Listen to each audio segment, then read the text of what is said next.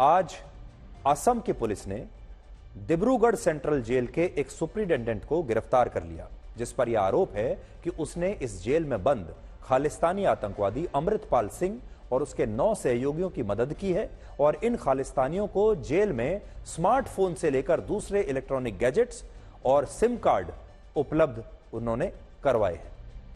सोचिए, एनआईए ने इस खालिस्तानी आतंकवादी को पंजाब से दूर असम की डिब्रूगढ़ जेल में इसलिए भेजा था ताकि इन आतंकवादियों को वहां कोई लोकल मदद न मिल सके।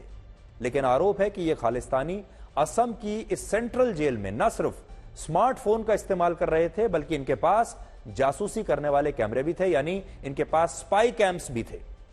17 फरवरी को जब खालिस्तानी आतंकवादी अमृतपाल सिंह और दूसरे अपराधियों के सेल्स की तलाशी ली गई तो इन खालिस्तानियों के पास से स्मार्टफोन, एक कीपैड फोन, एक कीबोर्ड वाला रिमोट, स्पाई कैमरे वाला पेन, एक पेन ड्राइव, ब्लूटूथ हेडफोन और सिम कार्ड बरामद हुए। और यह भी पता चला कि इन खालिस्तानियों को इस जेल में तमाम सुविधाएं मिल रही थी। और इससे आप समझ सकते हैं कि इन आतंकवादियों की जड़ें हमारी व्यवस्था में, हमारी सिस्टम में कितनी गहरी हैं और ये कहां तक फैली हुई है।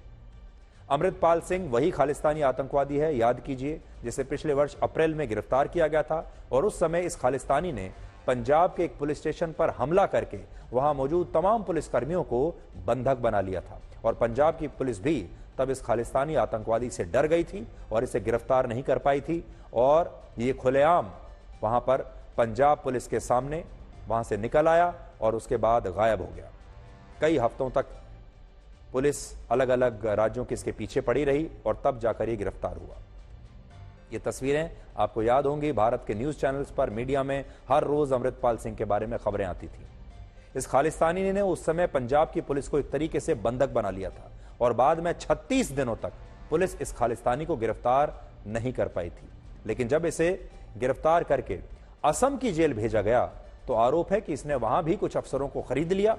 और आप अब समझ पाएंगे कि हमारे देश में बेईमानी से पैसा कमाने के लिए बहुत सारे लोग भ्रष्टाचार का सहारा ले लेते हैं, भ्रष्ट बन जाते हैं। और पैसा कमाने के लिए हमारे देश में आज भी ऐसे सरकारी अफसर हैं जो इन आतंकवादियों की मदद करने के लिए भी तैयार हो जाते हैं, जिन पर देश को तोड़ने का आरोप है। और इसीलिए हम बार बार ये कहते हैं कि हमारे देश में बेईमानी सबसे बड़ी समस्या है। So there was a search made inside the jail where we have found mobile phones, remote with keypad and other devices inside the jail premises. Based on that case, we have started investigation and we have collected some technical data also regarding the mobile phones and other communication devices which they have used. Upon further investigation, we found that there is a nexus between the jail officials, especially superintendent and others. And upon sufficient evidence and incriminating evidence, which is both technical evidence and also certain footage, we have taken him into custody yesterday night.